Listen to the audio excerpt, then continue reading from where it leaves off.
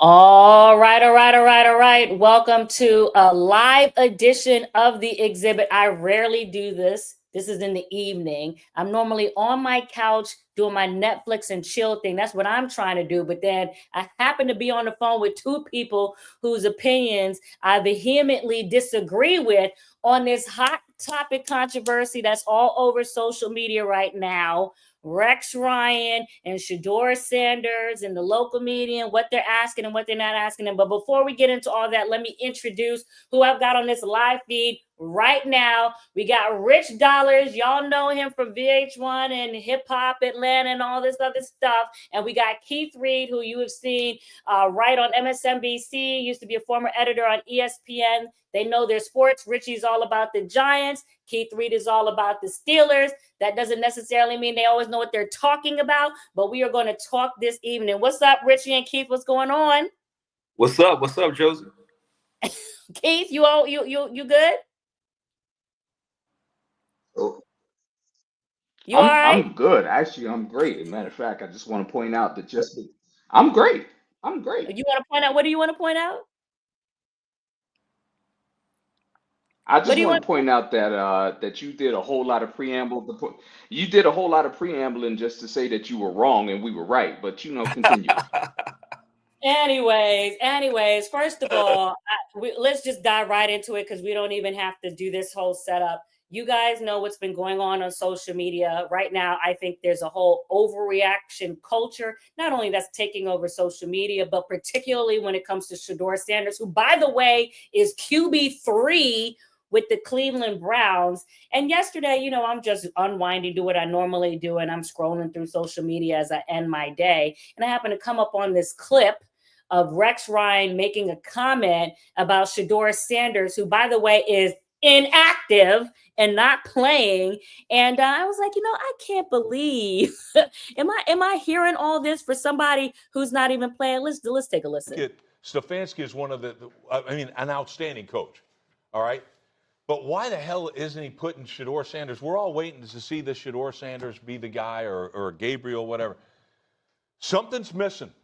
Something's missing with this kid. This kid talks. He runs his mouth like I could be a starting quarterback with his arms crossed like this. Get your ass in the front row and study and do all that. If I know, the whole league knows. Quit being an embarrassment that way. You got the talent to be the quarterback. You should be. You should be embarrassed that you're not the quarterback now. We'll see if they make a change there. I mean, the reaction of the non-reaction of the people on the set. I'll let you guys comment really quickly, and then we can actually show what Shedeur actually said. Rich, go. I mean, what did he say wrong? Like, listen, man, you're QB3. You drop from potentially a first-round draft pick to the 5th round.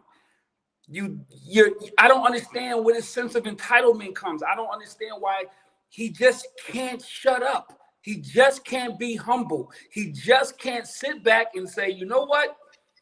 I'm waiting for my shot. Flacco's, he did what he did. Gabriel's about to come in. We're going to see what happens. Maybe I get my shot. Maybe I don't. What's wrong with just being humble? Why does everything have to be this young, I'm Deion Sanders' son entitlement thing that's going on? This shit drives me crazy. I promise it drives me crazy. Keith, go ahead. I don't disagree with that. So here's the thing, right? If you listen to what Rex Ryan said, the first part of what Rex Ryan said and the last part of what Rex Ryan said wasn't even about Shedeur Sanders. It started off as a criticism of the coach. He started off by saying, "I don't understand what Kevin Stefanski's doing. Everybody wants to see Shedeur Sanders. Shedeur Sanders is not in there." And then he asked the question, "Why is Shedeur Sanders not in there?" And when you start to dig into why Shedeur Sanders is not in there, come on, Joe, like, what do we do for a living? You know about all the things that people say behind the scenes, and these are the things that have been said, going all the way back to the combine, going all the way back to the draft, and they're continuing. Now, some of that some of that possibly unfair to him. Yeah, I mean, he's in an impossible situation in that whatever he says at this point can come back to bite him, which goes to what Rich just said.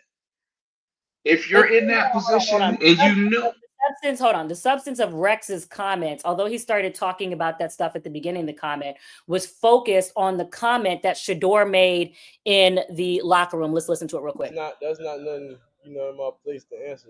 That's nothing I can't not answer, but I know for sure I'm not I know if you see the quarterback play in the league right now, I know I'm capable of doing better than that. Okay, so this is what Rex Ryan was talking about. Hold on, Rich, what you about to say? Go ahead. Come on, man. Like, why? This isn't how you win over your locker. This isn't how you get the coaches to be like, yo, he's a humble kid. He's doing good. Like what Rex was saying was right. Sit in the front row, study, learn your craft, and He's wait. not sitting in the front row. What are you talking? That is a whole nother subject. But go ahead. What do you mean? What's the whole subject? Because the whole sitting in the front row is separate from the comment that Shedeur made in the locker room when he was talking about based on the quarterback play he sees, he feels like he can play better. And that's not the exact thing he just said. We just played the clip. But that's the essence. But that's the essence of what he said. That's the meat and potatoes of what's drawing the ire right now on social media. That's the thing. I think the essence of what Rex Ryan was saying is that you got to be self-aware. You got to be self-aware, right?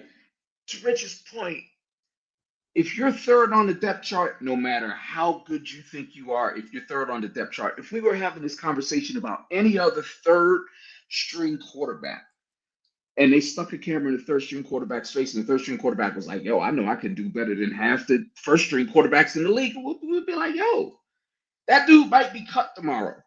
The only reason why we're even in this discussion is because it's Shedeur Sanders. And so Rex Ryan is talking about, yeah, you may be Shedeur Sanders, but there needs to be a little bit of self-awareness about the position that you're in. You have every right to think that you're great. Everybody should think that. That sounds great, and that message is great, except that's not what he said. That wasn't Rex Ryan's delivery. That wasn't Rex Ryan's tone. And as you know, and as I know, and as everybody in this chat knows, right? Like everybody in this live knows that what you say when the red light is on don't necessarily come out as it would if you had some time to think about it. I've had the benefit of being able to hear what Rex Ryan said, think about it, digest it, talk about it with you all offline, get some feedback, right? And he's saying it in the moment. He's saying it in the moment. Rex Ryan, and I have deep respect for him as a coach and the things that he accomplishes as a coach. Obviously, we're just talking about the scope of the comment, but he's a hot take expert. So this is not his first time delivering a take on live television. And he, there was a time where he was kind of pacing himself through what he was talking about as he was speaking. So this is not his first rodeo or his first live comment relative to anything. And second of all, just to go back to what you were saying, because you were saying, Rich, you say he needs to be humble. QB3, he needs to be self-aware. These are the key words that I'm hearing that you guys are using to describe Shedeur Sanders. My issue is, what happened to just being able to have confidence? Now, I already said on Twitter, mind you, I'm not sure if you guys saw what I said, that could he have been a little bit more diplomatic in how he said it? Could he have said, based on the quarterback play that I've seen, I know that that's something that I can do. And of course, even with more media training, you're not being in your early 20s, and I'm talking about at the NFL, not to say, because I don't want to make it sound like he's not been in front of cameras either.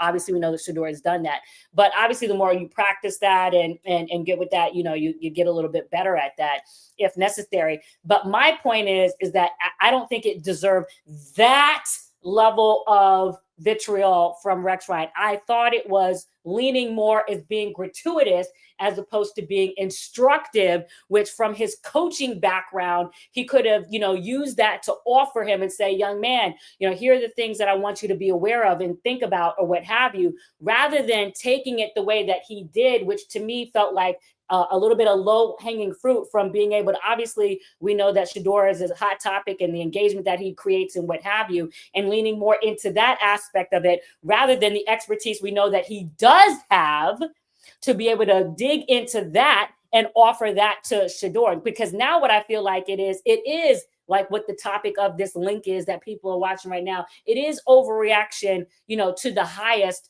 He's still quarterback 3. He's not even active. We're even talking about this because of what the Browns' record is. So I feel like there's more substance. I'm not saying I don't understand reporters going up to him, not going there. I'm not saying that. But what I'm saying is there not more substance to get Joe Flacco's perspective on what this is? Dylan Gabriel, who, by the way, was named the starter officially today. So let's go back really quick. I just want to play the clip because now that Rex Ryan made this comment and people like me, whoever else came out on social media and had displayed their opinion as to what Rex Ryan was saying, and I'm sure Shedeur had an opportunity to say this. So now local media went back to Shedeur Sanders in the locker room, and then this was his reaction here. Don't start shaking your head, Richie, because I didn't even play the clip. I didn't play the clip.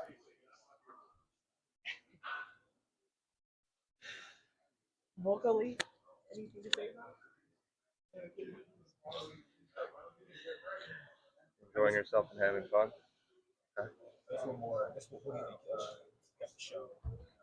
Show to the coaches to have that belief in them. What can you say? Okay, so now everyone is talking about, he did them. You can, first of all, Rich, can you not see the expression? He's joking, so we can't joke no more? No, listen. We can't joke? This is what contributes. Okay, if you come out of college and you're supposed to be a first-round pick, and the first thing that they create a narrative, and let me preface this by saying this. I like Shedeur. I want to see him win. I want to see him be one. I want to see him make the naysayers piss them all off and be successful. But if there's a narrative that's been created about you, why would every opportunity you get, you basically validate what everybody's been saying about you? Dayball, he doesn't do this. He came into the meetings doing this. He came Rich, in. how is he joking? How is that validating? You came up in my era when Ocho Cinco is on the field putting on a Hall of Fame jacket, and T.O. is doing sit-ups in the driveway, and so we can't have jokes anymore. No, cannot. When the narrative is who you are and it's hurting you in your career, you are not in a position to joke. If it's hurting you and you are not on the field, what you just said was Ocho Cinco was a starter, Terrell Owens a Hall of Famer. They have equity and are able to do some things that a third string quarterback who is already under the gun, who people already talk bad about, who people already say isn't humble, is arrogant, who thinks who's entitled, all these different things. You cannot joke. No, you cannot joke. No, you cannot joke. All those things, if he's all those things, why are you going to him in the first place? Because that's your job. As you know, Joe. Come on now, Joe. Me and you we have both been there. It's your job. I'm not saying you should, but I mean, you just gave me all the reasons why you say it. It's a whole lot of people it's a whole lot of people who I haven't wanted to interview that I had to interview because that's the job. It's a whole lot of people who I had to try to track down for a story, track down for a cover, track down for whatever, and you have to that you didn't necessarily want to talk to or didn't even necessarily think that was all that interesting. Shedeur Sanders, for better or for worse, is the biggest story in Cleveland, which is crazy considering the Cleveland Browns have had, I counted, like 41 quarterbacks and are moving on to number 42, right? This week, and are about to play in London and got it and just paid Myles Garrett this offseason and all stuff. And we're talking about the third string quarterback. Self-awareness. You're the biggest story there. They're gonna stick the camera in your face. They're gonna stick the microphone in your place. I still have an issue with, and by the way, my mic is not, because once I took it out, whatever, so I'm on the computer mic. But my issue is conflating self-awareness and entitlement with just confidence. So he can't just be, and I agree that let me not act like I don't agree that there could maybe be a better way to say it, as not to just, draw on this heat. Not that I necessarily mind that, me personally, and could there be a better way to say it? Yes, but where is the line between having self-confidence as well. All he was saying is, I'm just seeing, what's out there, and I feel like I can do it. I mean, was it really that bad? Of all stripes one can have, was it really that bad? Yeah. Hello? Yeah, it was. Huh? Okay. Because if you have a coach and you're QB3 for a reason. Mm-hmm. So now, basically, what you're telling the world is that what you're basically doing from within the building is you're telling, yo, my coach don't know what he's talking about. I can go out there and do what these dudes are doing. Flacco's QB1, Gabriel's QB2. I'm nicer than half of the dudes in the league right now. So don't ask me why. You know how many quarterbacks, when they're asked if they feel like they can start, say that they can start, that they're not disrespecting the coach by just asserting their confidence. They wouldn't say it that way. Not you never want to undermine you never want to undermine who has the power to win the game or keep you out of it. Go Keith. All right, so there's a part of your question. It's a part of your question. And my bad, Rich, because I know I get along with it, but it's some like real specific thing that I feel like I need to say, especially with two brothers on this call, right? The way that you asked the question, Joe, about like how do you conflate confidence or ego with self-awareness or whatever, right? And as somebody an entitlement. Okay, so as a black man who's been in a position to write about and have like athletes, people's reputations in front of me and shape that, right? I'm always sensitive, especially to that particular question about how black men are perceived as we move through the world and thinking about that, right? So I don't say or conflate self-confidence, ego, entitlement, all of that stuff. I don't do that lightly. But I also know that as a black man, especially as a black man who does anything visible, that you always have to be aware. And Rich, I know you know this, right? We always have to be aware that no matter what we think of us, there's always outside. There's always perspective. There's always a light that's being that is being shined on you that impacts the way the rest of the world perceives you. And to Rich's point earlier, that can impact your job. How people are receiving what you're giving off can impact your job, and you got to make a decision about whether or not you want to adjust or whether or not you care about that. On some level, he just might not care and hey, you know what? I'm gonna do me. I'm out here. I feel like I'm we better. know that's not his mentality, though. I don't think he's not doing that like carelessly. He's doing that because I feel like he sounds like that because that's his DNA. He's just being himself. It's not in disregard. Right. I'm not saying that I'm not saying that it is disregard. What I'm saying is that we all get to make decisions in the context that we know that we exist. We all get to think about how we move and how the world receives how we move and how that might impact the outcomes, how that might impact our bag, how that might impact our standing, how that might impact where we are on the depth chart, how that might impact our next move in the entertainment business, how that might impact our next move in the media. And we get to think about that stuff, right?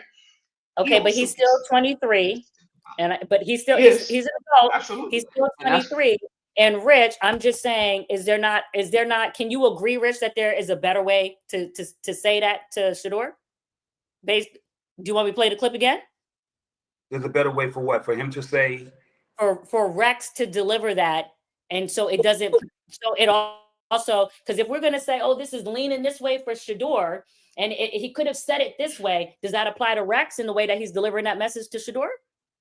I think, first of all, we know what Rex is doing. He's doing hot takes. The world operates off of 30-second clips, right?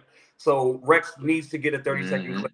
The way he does that is to come with the utmost amounts of venom that he can do, because now it's going to go viral. That's what all this stuff is about, right? Isn't it about going viral? We have caveats for Rex. We have caveats for Shedeur. He's 23. He just got to the NFL. We could offer instructions, so maybe he think about that a little bit differently next time. Okay. So how about this? Rex doing that 30-second clip actually gets him on First Take and gets him on Get Up and gets him more airtime and gets him all over the internet. And the people at ESPN are loving it because he's getting all kinds of engagement. What Shedeur is doing is pissing off the people in this building that are going to look at him and say, this cocky kid.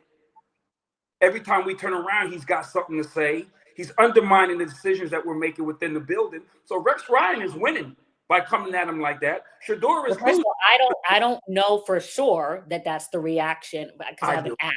I can ask, right? I haven't asked. So I don't know for sure that we know what the reaction is to Shedeur saying that. I don't know if the people necessarily agree that, the questions and the way that they came. Because one thing I did notice about that clip that we played about Shedeur when he was saying, oh, he feel like, he could play, better than whoever the 32 quarterbacks are starting, is the question was cut off. So I don't know what the question was. I didn't hear the question. And so I don't know if what the question was, and the people in the Browns actually have an issue with the question. I'm not saying they do or they don't. I'm saying I don't know. Right. Mm-hmm. Let me ask you this question, Joe. Mm-hmm. Do you think so? In the middle of that clip, Rex Ryan says, "I know if I've heard it, then other people in the league have heard it." Do you believe Rex I didn't Ryan know what he was referring to when he said it. What was I took that as a reference to what he said immediately before that, which is sitting in front of the classroom and etc. And because you talked about earlier, I'm a big Steelers fan, so I actually listened to a lot of sports talk radio, and paying attention to the other AFC North cities. So I hear a lot about what's coming out of Cleveland, even though I'm not in that building in Berea reporting, right?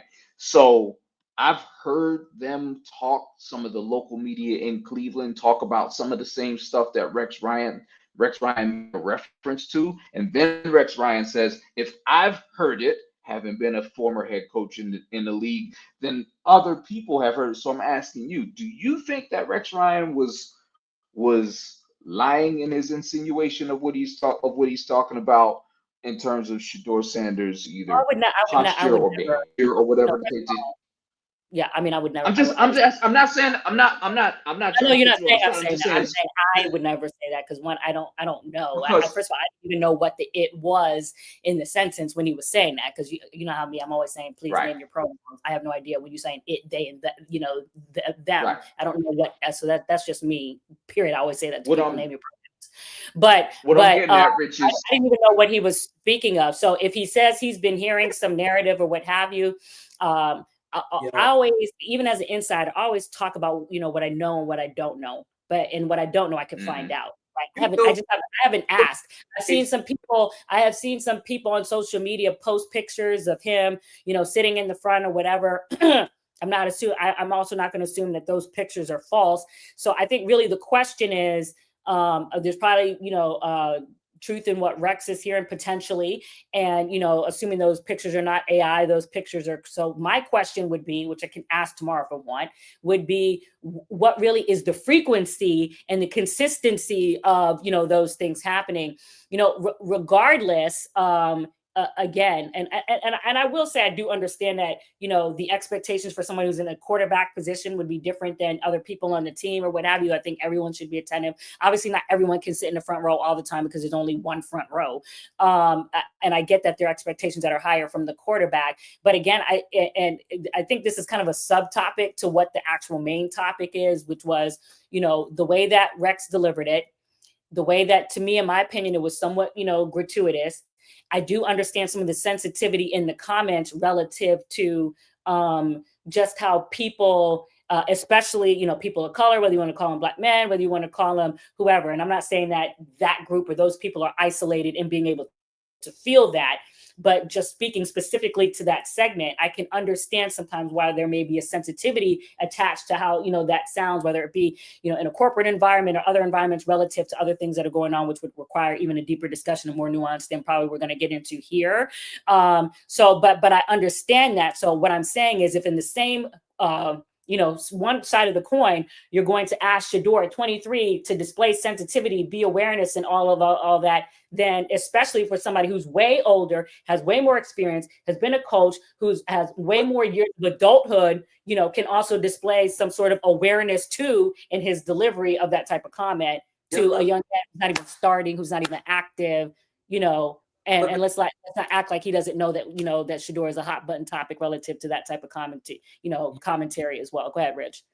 Crazy. The level that you are riding for Shedeur. Why is it right? I'm just giving my opinion. I'm not riding. It's my opinion. It's my opinion. It's not writing. It's my opinion. That man went to Jackson State. That Mm-hmm. man for his father.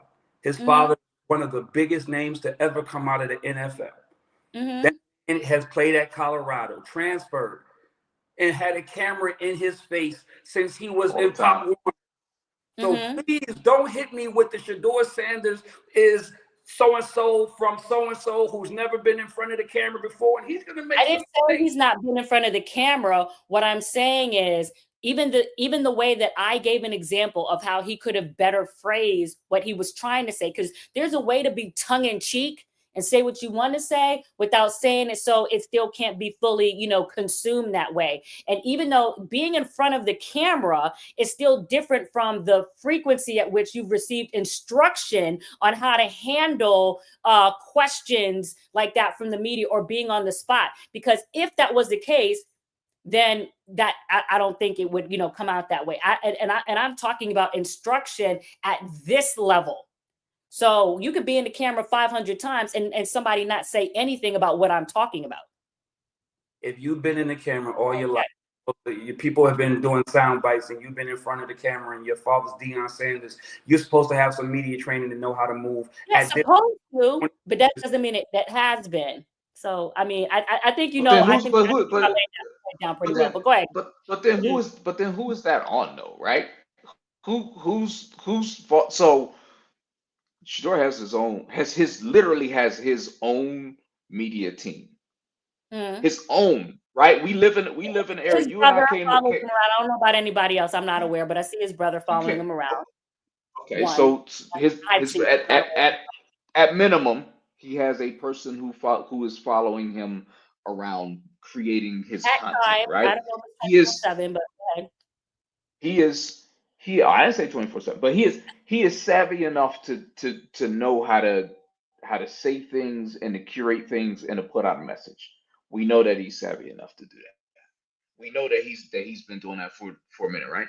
Some of the problem I think is there's now a generation of athlete that has the ability to be able to do this thing where they put out a whole bunch of content and they can say whatever they want and they can control their message, and then they get to a certain point and it's like, oh, I don't control the message no more.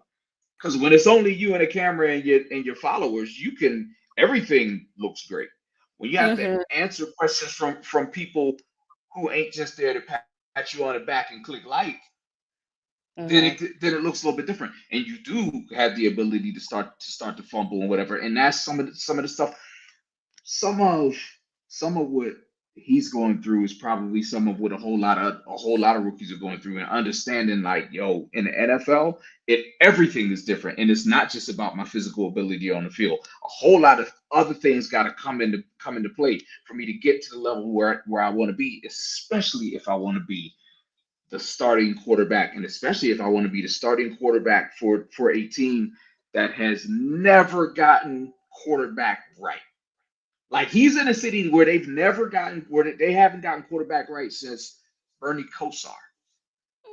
I mean, I don't know Like, about. I mean, I think they've gotten quarterback right for certain periods. I mean, that's a whole different discussion, relative to Baker Mayfield and certain things that you could say.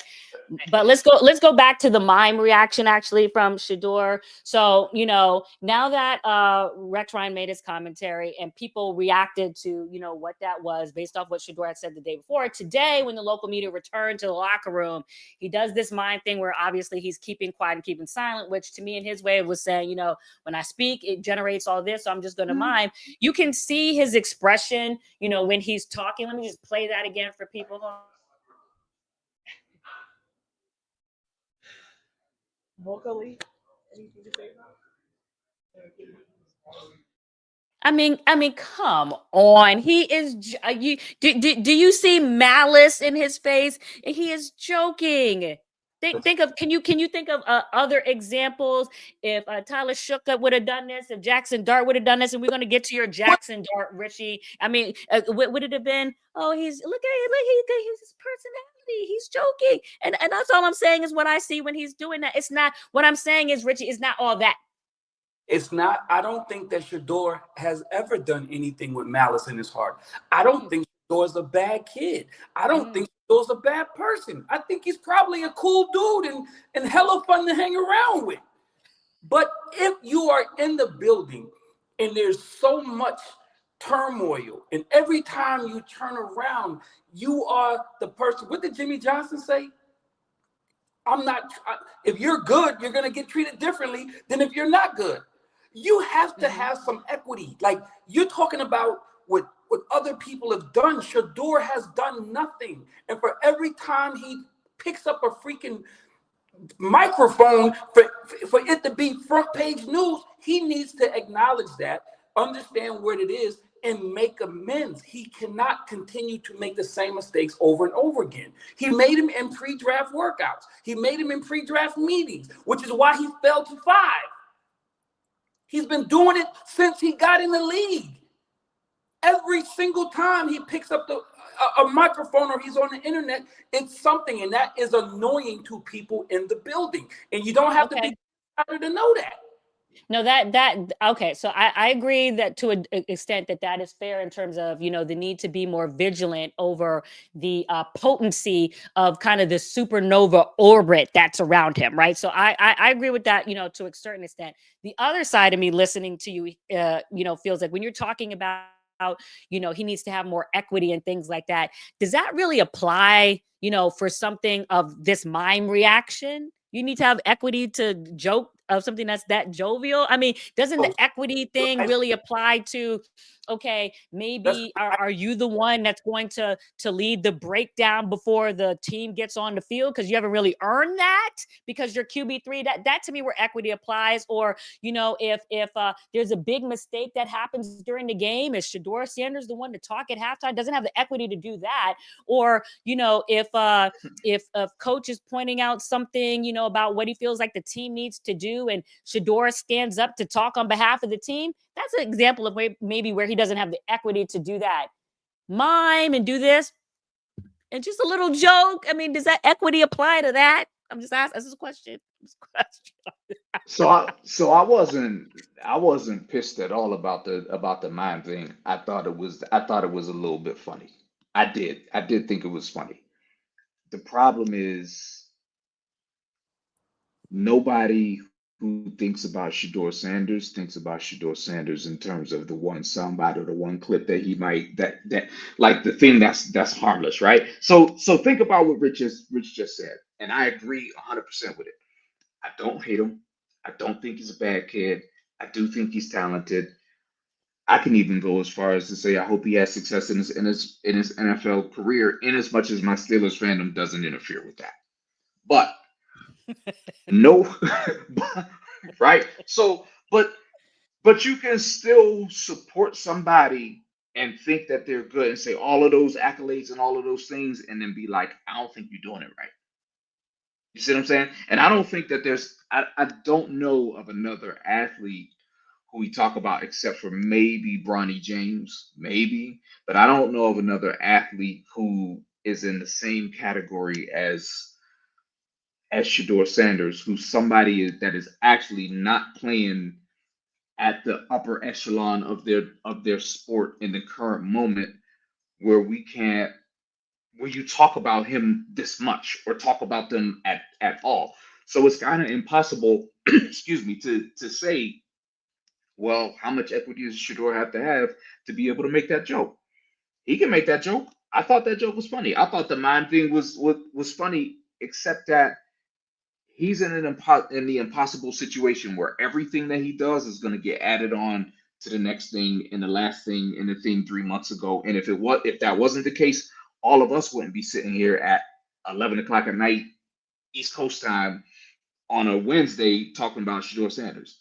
If this was like, you know what I'm saying? So If does he that was still, call for correction somewhat on Shedeur and also correction for the people critiquing? Because you're saying, oh, he should be aware because this is how people going to react. But where is also that so critique for the people reacting as far as asking themselves, are they putting too much of a hammer down relative to the actual infraction itself? I am not saying that he doesn't deserve criticism, that he is, that he should be, void of any criticism, what have you. I am asking if this particular infraction deserved that level of what he got. That's what I'm asking.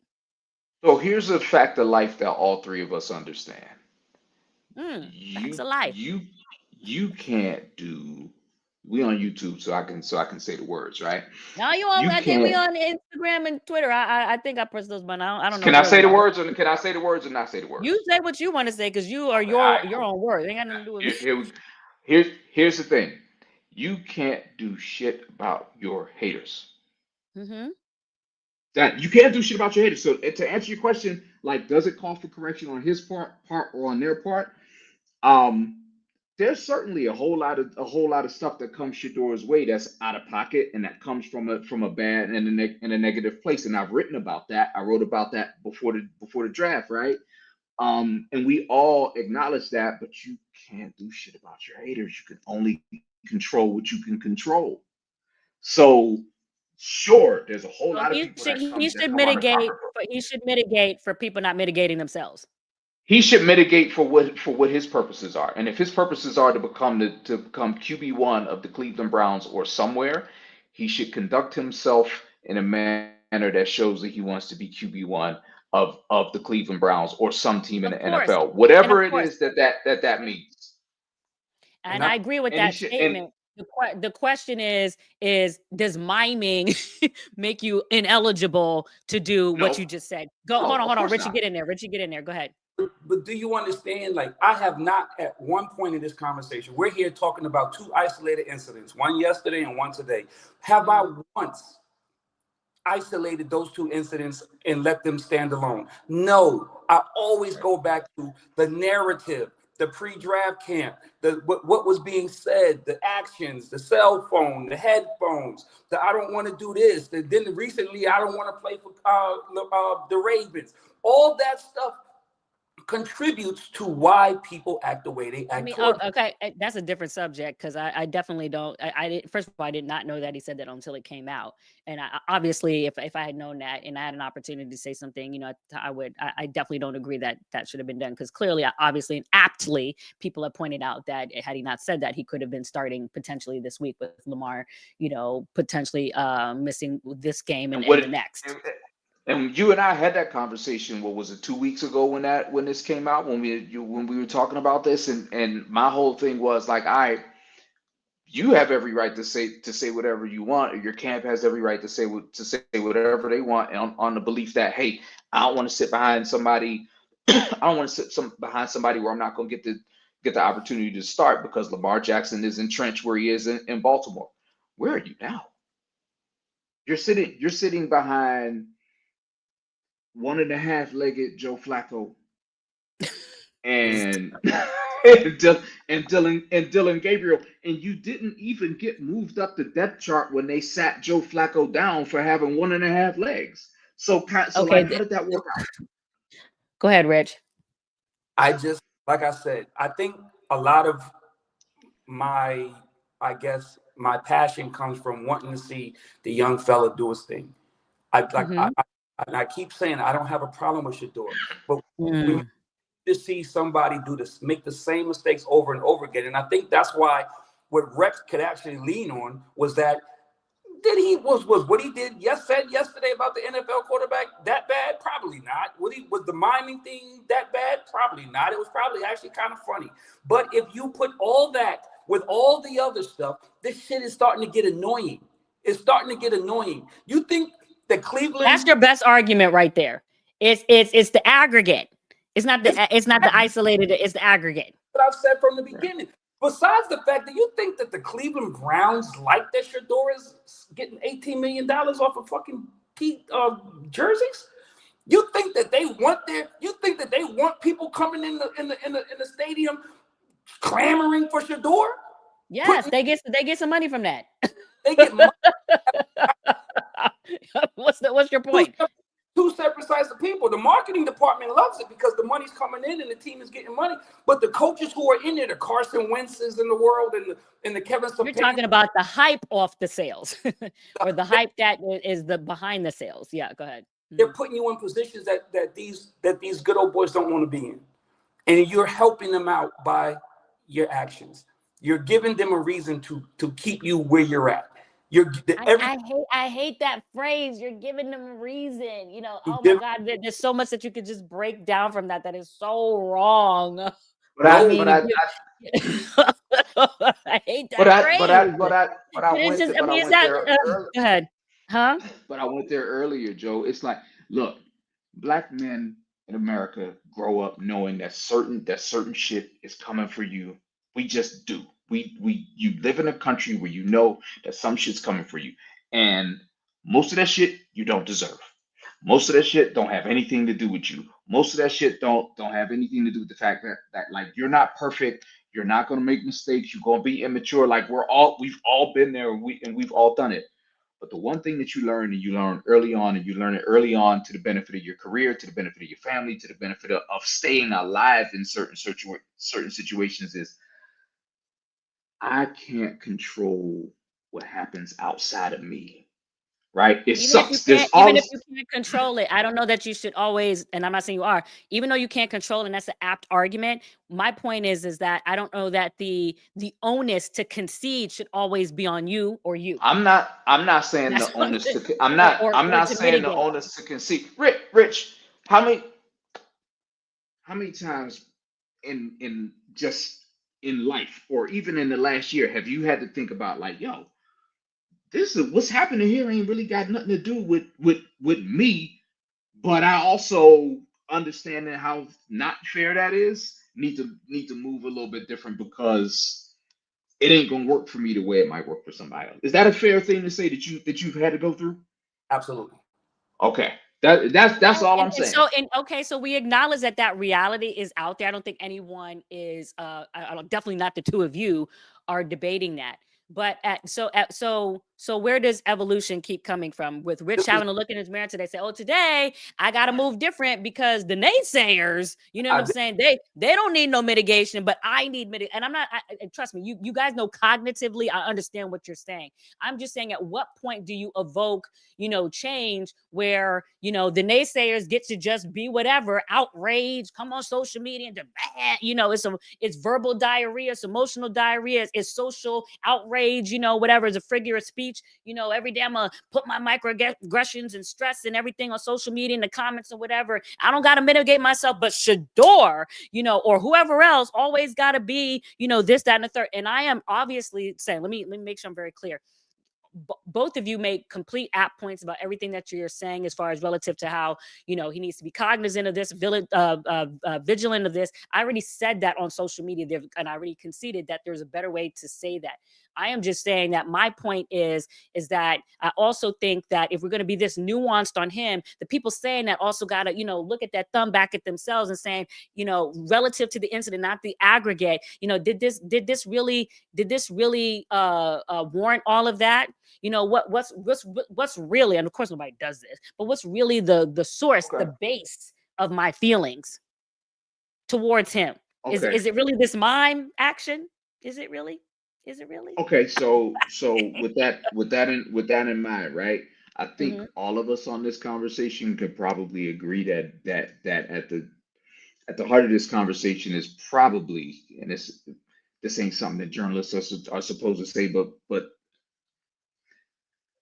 all of us probably just want to see Shador be okay and do well, right? Like that's it. You understand what I'm saying? Well, I think it's I don't okay to really. want anybody to do well there. I mean, that's Right. No, but aspect of I'm being a talking, journalist, but I'm but saying okay, yeah. specifically to what you said, right? Hmm. I don't really care. The reason why my focus is so much on what's happening with Shador as opposed to what, number one, he's the bigger story than anybody else here. But number two, it's kind of like, to the extent that I can show interest in any athlete that much, I care more about the 23-year-old kid who's going to get the opportunity to rise than I do about all of the haters and the negativity on the outside, right? And that's the thing Look at that Richie having bothers an me. adult nod. That's the thing that bothers me so much, and not just about Shador, but about any young athlete, especially any young black athlete. When I see them kind of trip over their own feet a little bit, or get into negative situations, because it's like, damn, I really wanted you to win, bro. I really like. I don't care what happens to Rex Ryan, and I don't mean that like as a human Yeah, thing. but I'm just saying I he want also something bad has to to happen. be allowed to make mistake, because part of learning is being able to make mistakes, recognizing that it's just a mistake, and also putting it into the proper context, not overblowing it, not adding hyperbole, not adding other narratives that actually have nothing to do with the incident itself, but people attaching their own emotions, their own biases, whatever else is at home underneath their button-up shirt that they're bringing to social media or bringing to work. Go ahead, Rich. The reality is this. Shedeur has to decide what he wants. He has to decide if he wants to be a professional football quarterback, one, leading a team into the playoffs and whatever his career has in store. He has to decide if he wants to be that, or if he wants to be the podcast guy. If he wants to be the quick 30-second take guy. Like, if you want to be a football player, and you have to acquiesce to the things that these men, these coaches, these people of power expect that you're going to do when they control your destiny. That's the bottom line. He's moving like he doesn't care. He has always moved like he doesn't care. And I venture to say that that's probably a major part of the problem with Shedeur Sanders, is that these men who watch. I can't go with you on him not caring. I think what makes better sense to me. You said what now? I don't know that he doesn't or does care. I don't know that he doesn't or doesn't.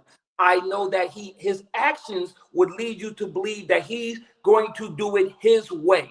I'm going to do it my way, and I don't care what you guys think of it, because I've always done it my way. I'm entitled to do it my way, and that's not the way it works. You don't become. I can acknowledge that it can be received that way. Well, I'm not sure I'm ready. I'm definitely not ready to co-sign on him not caring. What I am, I think more logically, is potentially the issue is that he is not completely cognizant of how it's landing at this level in the moment, in real time, as he's saying it. That's all I'm saying. Right, and it's not an excuse. I'm gonna sit back because that's what I think it is. Huh? Go ahead. I'm gonna sit back because I already know I can already. No. I'm gonna let Rich have it because I can already hear the Go ahead, words. Rich. Go ahead, Rich. What? How could you not know?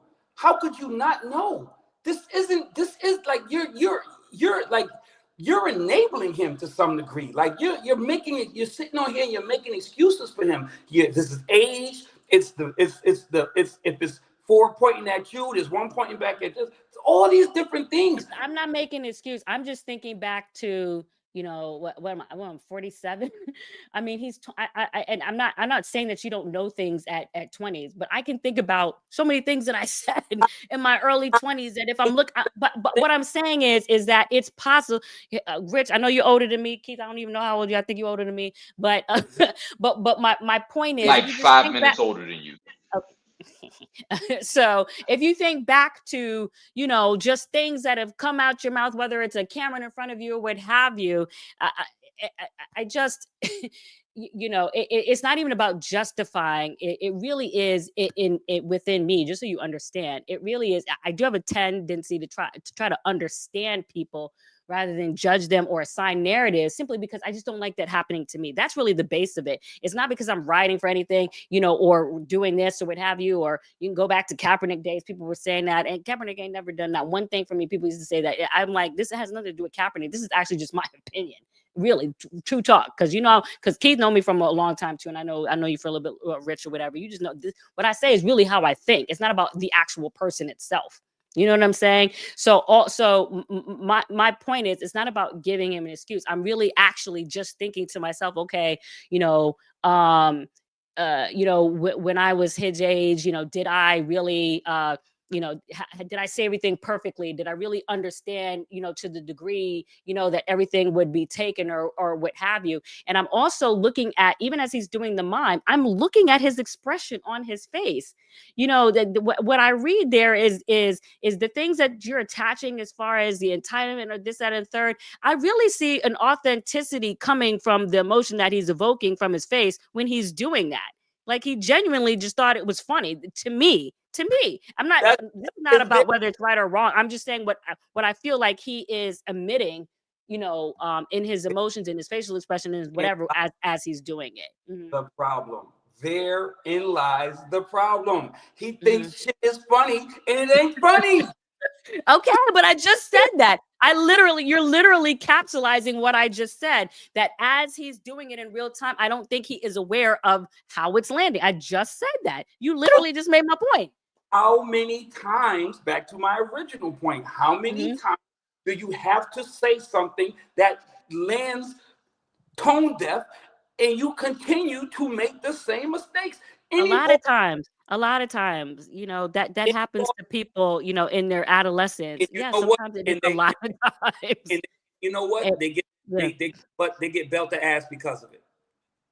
Okay. And I'm not, and again, how many times I say, I'm not saying he's not, stop Nala. I'm not saying that he shouldn't receive correction or what have you. My whole point to the beginning of all of this was that I just thought that if you want to correct it, because y'all keep talking about he need correction, part of speaking of the word land, part of allowing the correction to land is also how you deliver it so that it can be consumed, so that it can be ingested, so that it can be received and really understood, so that you're cracking through. Because obviously with whatever problem that, people like yourself or Keith or whoever else out there, has been saying this all day, it obviously not landing to that way because, probably maybe in the back of his head, he's also thinking about what his intention is, and somewhere, you have to meet that intention with, okay, but what is the objective? What are your goals beyond just this moment, so that you can attach that end of the spectrum with real time, intention as well. And that's where I feel like, there is a gap. What do you want to say, Keith? And let's because we got to get to Richie's Giants real quick, and I got to get back to watching my show on Netflix. So the thing that I wrote before Shedeur was drafted is that my number one hope for any athlete in his position would be that they could exist without all of the stuff that's around him. Like the best possible thing for him would be to not have his father's shadow hanging over him, to not have the people who love his father or hate his father hanging over him. Because a lot of it's like, oh, they just saying this because they hate Dion, and there's some people like that. But also, it's a whole lot of people who love who his dad is and was, who are enablers for some of the same stuff that we're talking about here. The number one thing for him that I really wish we weren't even having this conversation, because that would mean he would be able to be quiet and be focused, and there wouldn't be so much vitriol and debate and so on and so forth around the career of somebody that hasn't even had the chance to get their start yet. But that's not the world that he lives in. Well, this He is lives also in a why I world said where his I wanted father him to is go one to of the the most Saints. famous athletes. Well, this is why I also said before the Would draft, it be different in the I Saints? wanted him to go. I wanted him to go to the Saints. I mean, from a media perspective, I obviously wanted him to be in New York, but from an actual perspective relative to what's best for his Oh, that overall would have nurturing, been awful. in comparison to where he came from, I thought New Orleans was the better market. I felt like the quaint, smaller market, a little bit away from the spotlight, would have been a little bit more conducive to, to some of these things, right now. What were you thinking? He's in Richie? Cleveland. How much less spotlight does he need? He's in I'm talking about Cleveland. as a starter. I'm just talking about as a starter. Talking about it, And I think Cleveland is actually more of a media hotbed than New Orleans, in my opinion. But we're talking about it. I think that The problem is why people why he's so polarizing, is because we're really talking about where he could have gone and where he should have gone and where we wanted him to go. When the reality is, this dude was probably the last quarterback taken in the freaking draft. And he ain't in no position to talk about where he going, where we want him. but you know why? Part of the reason why that's polarizing is because, yes, that's the reality of his draft slot.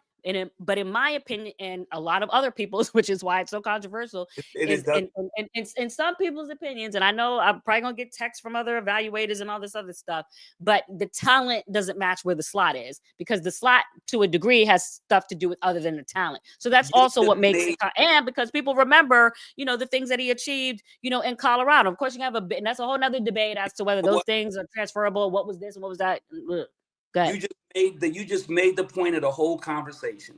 Which you is? have the accolades in college, you play good, and yet there's a reason you went number 3,763 in the draft. There's a reason. And if you're not self-aware enough to understand that it might not be football, bro, it might not be throwing or running or reading defenses. It might be something else. At some point, you have to be self-aware enough to say, oh, wow, I was good. And I still went number 3,763. So maybe I need to change some things about my personality. The shit that's pissing everybody off, that's turning them off about me. Maybe. Yeah, and I don't disagree again that there are things that he needs to be vigilant over, but I also think we can also look at, you know, ourselves, naysayers and critics or whoever, and just whether it's the delivery, word choice, all this other stuff, and I'm trying to think of everything I could say at this time of night. So please, I got pajama pants on and the hoodie on, but I do think that we can look at whether the heft of the hammer, you know, meets what just happened. You know, that's really all I'm saying. I'm not saying that's all I was saying to begin with. What I'm was not. what was really the heft of the hammer though? Because we've talked about this before too, and I've written about it. What was really the heft of the hammer? But okay, So so this because you know how sometimes when there's an argument on Twitter, I mean, there's one going on with Nicki Minaj, Cardi B, or whatever. You know, sometimes you'll see people on social media say, you know what, you could have really just got in that person's DMs and handled that offline, right? Because what they're really trying to say when somebody says that to you is there is a way to deliver that correction, as not to add, you know, further embarrassment, as not to add further emotion, shame, so that the true, you know, source of your desire to progress this person, improve this person, is really met with that spirit. And so if you really want correction with that, I mean, because you can even go, you know, spiritual with this thing if you want to. You know, you have to look at your own humility too with what you're doing and how you're saying things are and what your intentions are with how you're saying it too. And I don't know that I can sit here and say that was 100% pure with, you know, when it comes to that relative to Rex Ryan. That's all I'm saying. That's it. Well, yeah, but I mean, for all we know, Rex Ryan doesn't have any more relationship with Shedeur Sanders than anybody than any one of us. Like I can't call The Shedeur point is not and that he impart should have got advice. And into. so Come on now. The point is not that Rex Ryan should have got into Shedeur's DMs. The point that I'm saying, that I was trying to extrapolate from that analogy, what I was saying is that, you know, even on the platform that he was on, that there might have been a better way to say that. Just, I mean, I could play the clip again. Just look at the other people around Rex when he's saying that, and the way they're just like, you know what I'm saying? Because they know what it was doing at the time that it was doing. If y'all gonna read emotions, and I consider myself pretty apt at, you know, at not 100% perfect, but you know, I feel like you just look at the clip and look how everybody else is reacting when he's saying that, and then here goes Greeny. Well, because we knew how it was landing when it was landing in real time. That's why. And that's why they gave him the floor. And that's why and let him sit there when he did it. And when he was finished, he dropped the mic and everybody was like, and that's part of the whole situation. Because you know what? Because you know what that sentiment was as it was going. Look at Woody's face. Go back and look at the clip and look at Woody's face. Okay. yeah. So, anyways, listen. Anybody else got anything else to say on that? Nope. Go Anything ahead. else? Did I not have no cleanup on that? Okay, all right, Rich. So, but first of all, I know you're a Steelers fan, Keith. We're gonna end on this, Richie. You're a big time Giants fan. You know, right now, I was just at the Giants game where they played against the Chiefs. I was not at the game, you know, where your boy Jaxson Dart won. But you are in love with this kid. You are obsessed with Jaxson Dart. I'm not even sure that the actual root of your obsession is qualifying. Would you like to tell the masses out there why you love Jaxson Dart? I'm just saying. First of all, I loved him at Ole Miss. And I knew that the whole Lane Kiffin narrative about him not be, you know, the whole he does this and the way they play and blah, blah, blah, blah, blah. I knew that Jaxson Dart was a player. I knew he was a player. Now, with that being said, the Giants need swag as much as they need somebody to be an amazing quarterback. They need hope. They need people to gravitate to him. And Jaxson Dart is that kid. He's this 6'5", 200. So what you're saying is that your Giants have been too buttoned up, Always looking for, a little bit too of that Manning button up. It's not that didn't produce, because Manning produced 2 Super Bowls for them.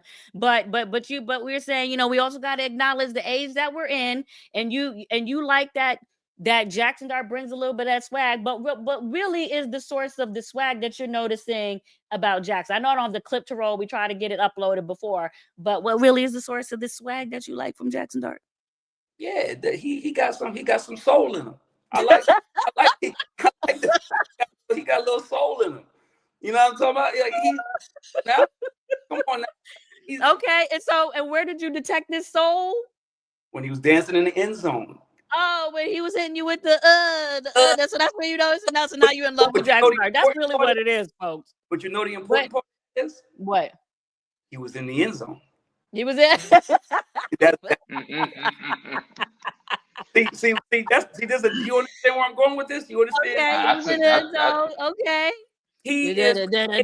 Let me serve it, baby. He did in preseason, for all intent and purposes, for what the Giants are trying to achieve, right? What he did in preseason could have indeed gotten him the starting gig. But when he didn't get the starting gig, did we hear about it? Did we see it? Wait, what? What did you say now? I'm sorry, I missed that. Did he, when he didn't get the starting gig and Russ was named starter, did we hear about Jaxson Dart? Was he at the locker room? You know why people go to the other guy? Because they know he's going to say something he's not supposed to say. The reason nobody goes to Jaxson Dart or Dylan Gabriel or Shockney or whatever the kid in New Orleans name is because they know they're not going to give me anything, because what's important to them is getting on the field at some point. Jaxson Dart sat his butt down, said the right things about Russ, and then when he got his shot, and he's dancing in the end zone.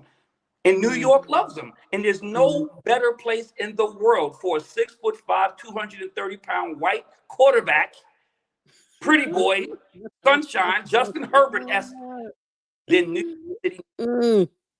There's no better what than what? I didn't hear that last part.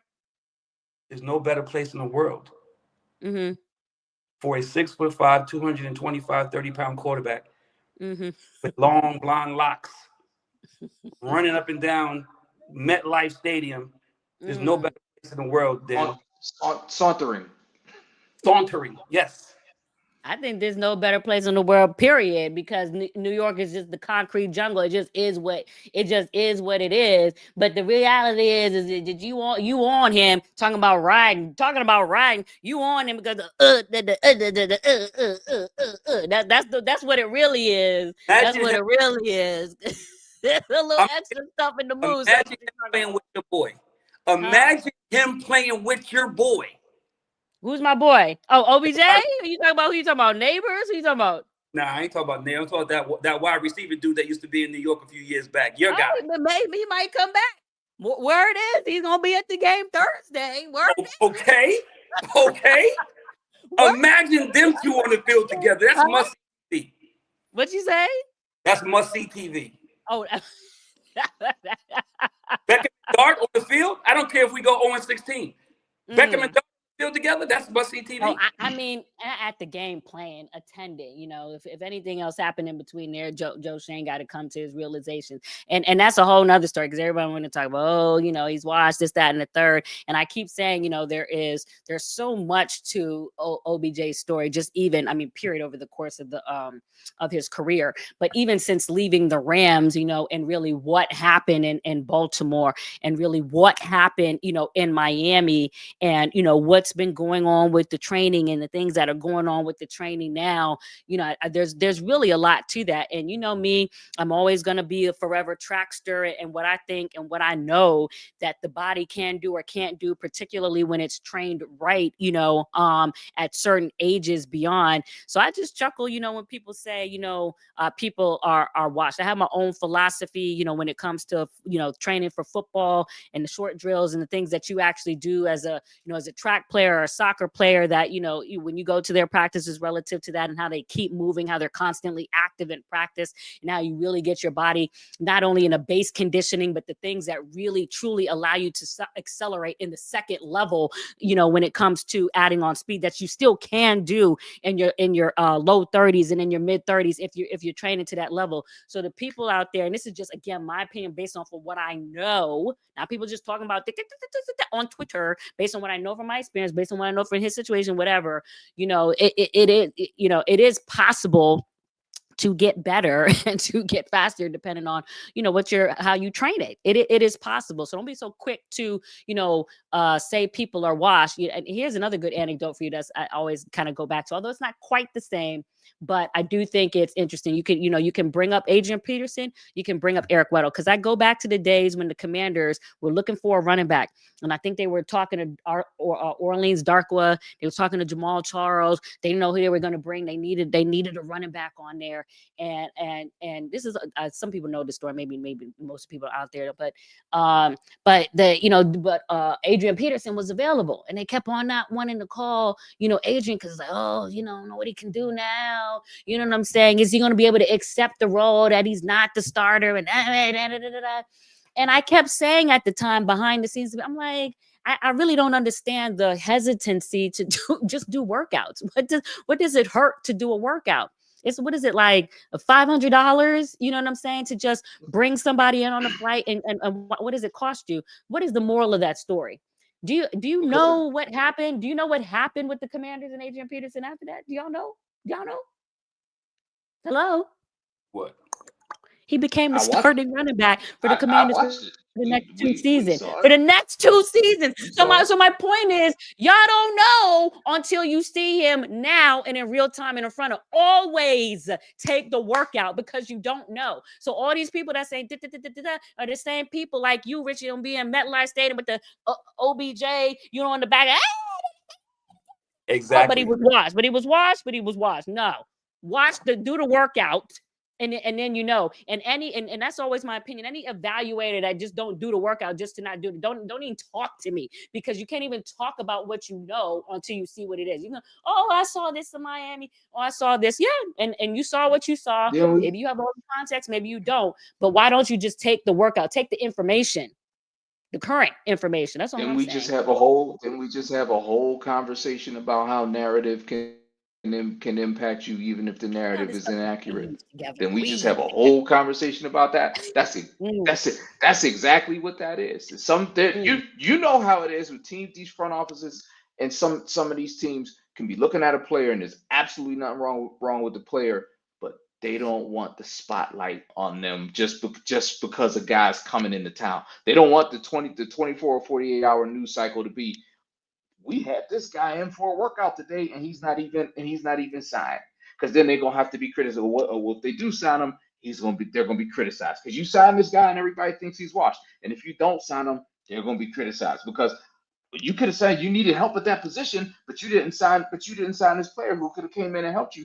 And so a lot of times they take the easy way out, which is what You mean cut off your nose to spite your face? Rather do less than you could be, because it feels better just to be right. which Oh, we where have I seen know that? NFL teams do all the time.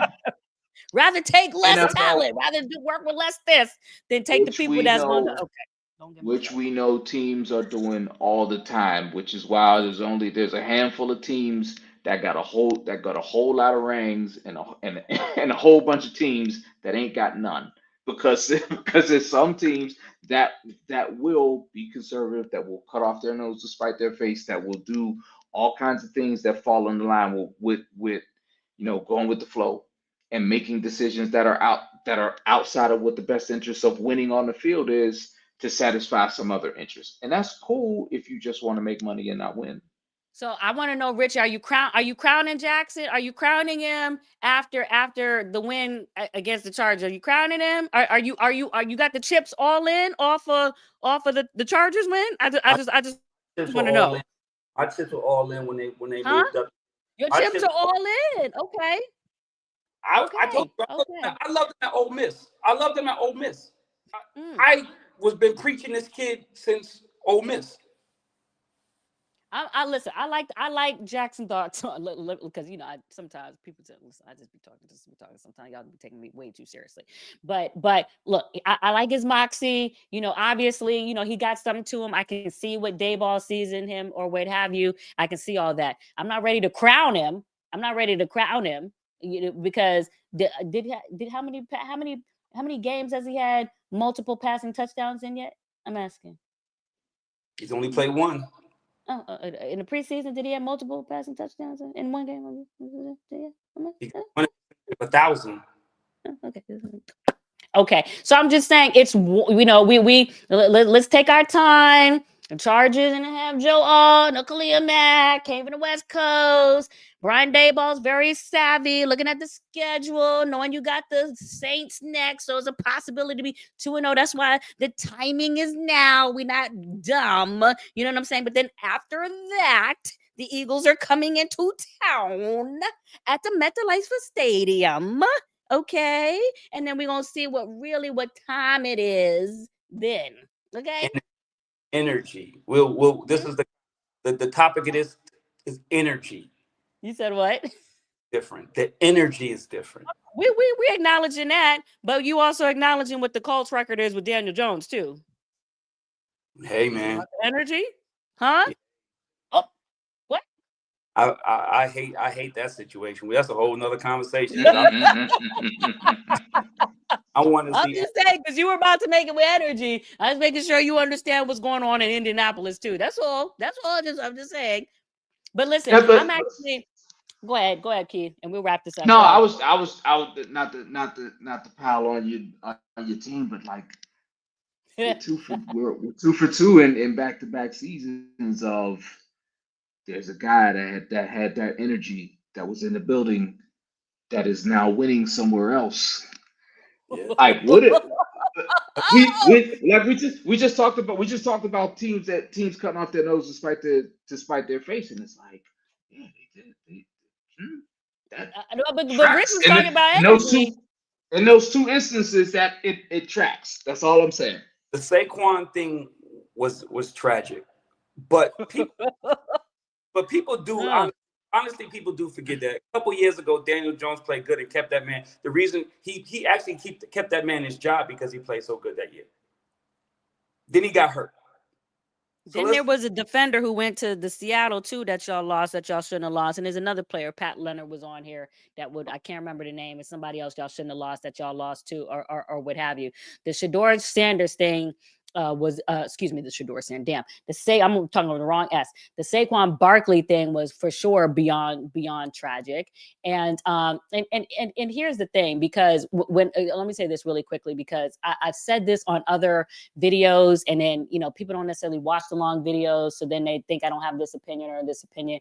And I know I said this with Pat Leonard on a video, and I want to make sure that this is absolutely clear when it comes to Brian Daboll, because when I watch some of the interactions on the sideline between him and what's my man, Daniel Jones, and then I believe that there was a little interaction, if I can remember, with Tyrod Taylor, and there was a little there with the energy, the iPad and Daniel Jones, who never don't have no there with his energy, having energy or what have you. But that's not even the point of what I'm trying to say. The point of what I'm trying to say is that the energy that I saw Brian Daboll with at the owners' meetings, when was it? West Palm, in Florida, just being around him, the movement that I saw, I felt like I seen somebody who learned from that experience. And I don't feel like I've said that enough. I know I've said it, but I don't know if people see, because they don't necessarily go down into the YouTube. I'm just starting it out, whatever. But I know that I've said this before, and I was actually really glad to see that, because it reminded me of Josh McDaniels in 2009 when he first came on the scene, and started off 6-0, and then people thought he was acting arrogantly, and then he rubbed Tony Scheffler and Brandon Marshall and Jay Cutler and those boys, just to show you how long I've been covering the NFL, rubbed them all the wrong way, and then ended up, after starting 6-0, finishing up that season 8-8. And then after that season, to Josh's credit and Brian Sanders' credit, who's down in Jacksonville right now, both of them called all the media in Denver and apologized for how they were acting. Now, Brian Daboll didn't do all that, but what I'm saying is where I see That the, sounds that sounds a lot like exactly self-awareness to is me. correct. Well, I seen I That seen the sounds a lot like contrition. I self-awareness. felt the contrition in his spirit down in there, where I became disappointed with the situation, especially to me as a former athlete, whatever, I'm always gonna say is that I always feel like any athlete anywhere at any level, NFL, professional, collegiate, AAU, whatever, everybody expects a real competition. Where I became disappointed with the situation is whether it's Dale show, whoever, or ownership, wherever it lies, I don't feel like the competition was real. And whenever they realized that Dart was going to be, this dude for them or whatever, you know what I mean? Like, I just feel like it shouldn't have been pre-assigned. And going into the offseason workouts and in the season and already saying Russell was this because of, whether it's his veteran experience at that point, whether it was a point made in the negotiations that it had to be that way, whether it was because ownership felt more comfortable with the whatever Russell projects to put that on the cover of, the season ticket holder materials or the face of the franchise or whatever, because you're not ready to handle eating W's or whatever like that. So you're already naming him. I personally just don't like anything being named before it is, because I personally don't like things that are not meritocracy. I always want to see a fair and true competition, whether it ends up like that, whether it should be like that, was not like that, whatever. That's the part where that kind of skid me wrong. So then now we can have a conversation all day about whether Russell Wilson should have been there. I don't think he, should have been signed, but I do agree that once he was signed, that he deserved a fair competition. And I don't think a 3-game sample is fair to that situation once you brought him in, because it's my personal belief that, once you start, doing that, now you got all these energies attached to people's livelihoods. And then that energy has different energy that comes back and folds on itself, with the team. So you try to figure out, why you 0-3 and da-da-da. Yes, it has to do with stuff on the field, but it also, in my opinion, has to do with stuff off the field, these energies that you're creating, going back to, and I did a whole thing on that with, Daniel Jones, I keep saying Shedeur, excuse me, Daniel Jones, Saquon Barkley, OBJ, Tom Coughlin, my man that was the defensive coordinator the year before that I'm forgetting his name or what have you.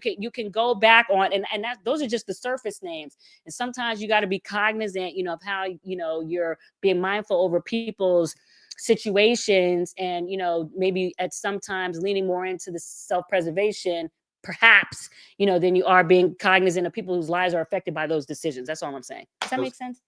Josina, what? usher in the Jaxson Dart era, please. You said what? Can we just I'm gonna leave that to y'all. Just make sure your phone is working on, because I should be at the game perfectly. But make sure your phone is on. What I'm hearing is you don't care about none of what she just said. No. Not at all. He's over here. He's already bought into the Dart sauce. He's all on the Dart. Are you gonna be at MetLife Stadium? You gonna be up top? I will. You gonna be up top? I will. You outside? I'm you outside? Oh, you outside? You're outside. You're outside. Okay, all right. You got a parting shot, Richie. The people are still watching. They're still with us on. You got a parting shot? Nah. I just, like I said, I want to just preface everything I said tonight by being like, I would love to see Shedeur win. I want to see Shedeur Sanders win. I just think he needs to be a little bit more self-aware and understand the position that he's in and act accordingly. That's all. That's all. Mm-hmm. And Keith, parting shot? Steelers fan. I know we didn't get to your Steelers. We get to that another day. Nah, my parting shot is not even for the Steelers. I'm gonna say something a little completely different than that. A former classmate of mine, Dr. Ian Roberts, is a former Olympic runner from Guyana, who was the superintendent of schools in Des Moines, Iowa, was detained by ICE. He's now facing deportation, has lost his job, and has the support of a whole lot of people in the community who want to see better for him and want to see him be able to get back to work. So I just want to shout out to that brother, shout out to his family, shout out to everybody that went to Coppin State with us. And whatever we can do to support his cause and make sure he gets due process, I hope that gets done. That's my parting shot. And my parting shot is, Richie, you were talking about, you want to see Shedeur win. You just want him to have a little bit more self-awareness. My parting shot is, I just want that self-awareness to be two ways, both ways.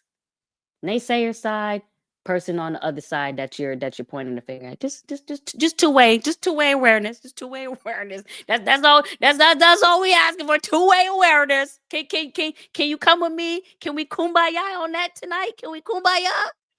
We can. For every Oh, opposite okay. reaction, I get it. All right, that can work. All right, well, listen, I appreciate y'all jumping on this late live, rare live edition of The Exhibit. I'm going to go watch Netflix. I got, my series I'm going to watch. I would say what I'm watching, but the kind of title kind of sounds weird to kind of end with that title, even though it's really, really good. It's all in Spanish, but it's really, really good. But I appreciate you, Rich Dollaz, for coming on. Keith Reed, I appreciate you for coming on. I will be watching y'all's teams this upcoming weekend or whenever the next they play and see if y'all know what y'all talking about. But other than that, my name is Josina Anderson, host of The Exhibit, and I appreciate y'all for joining us this evening. Have a good night. All right. Peace. Peace. Peace.